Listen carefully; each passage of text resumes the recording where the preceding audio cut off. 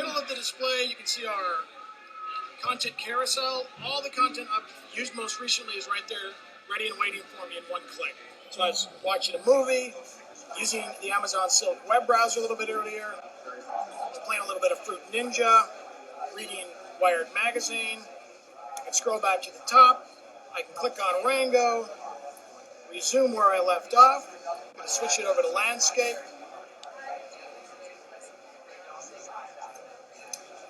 The high-speed dual-core processor, the high-quality 7-inch IPS display with 169 pixels per square inch, the form factor all combined to make the device disappear when you're doing things like watching video. At any point I can pause it, I can go home, pick it up where I left off on my HD TV, my Roku, or my TiVo. I'm going to go home, I'm going to leave it here in landscape, and up at the top of the display, you see that it says my name, Peter's Kindle. That means that all the content I currently own, my books, my movies, my video, my music, is all going to be ready and waiting for me the first time I open up my Kindle Fire. So if I go to the music library, for example, I've got hundreds of albums available. I'm going to switch this back to portrait for a moment.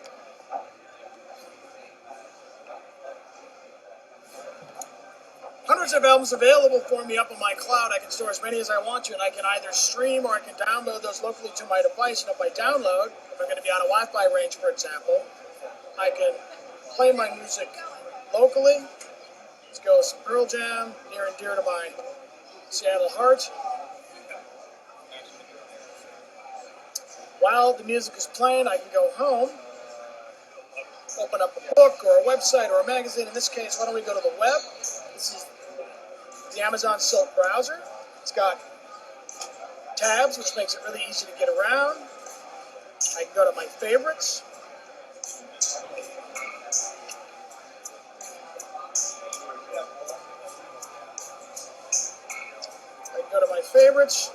I've got things stored here. I can go to monster.com, for example.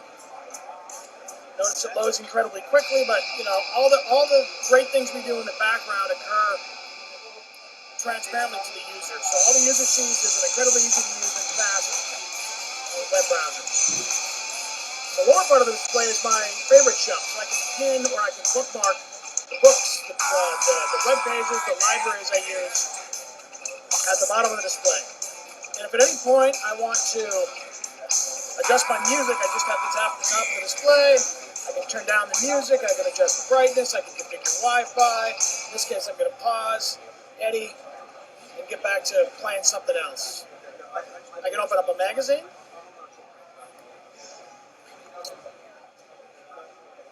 In this case, it's Wired by Condé Nast. And you see that the richness of the color, the great design, the interactivity in the video really pop on the Kindle Fire. So what is that gesture to, you swipe up or does it? You'll swipe up. I can show you in a second here. Let's go to my apps library. This is my cloud apps library, so I can store as many apps as I want to up in the cloud. I can go back to my on-device library. I'm just going to give it a quick wipe because I think I am spitting as I talk, sadly. Click on Fruit Ninja, which is what Jeff showed up on stage. It's easy to get into. Start the game. This is another example with a great display, the dual-core processor, the form factor all really work together to make the device disappear and make this thing really sing for games. At any point, if I want to, I can just swipe up from the bottom of the display. I can search. I can go back. I can go home. I can try that again. I just swipe up like that. The keyboard, the search.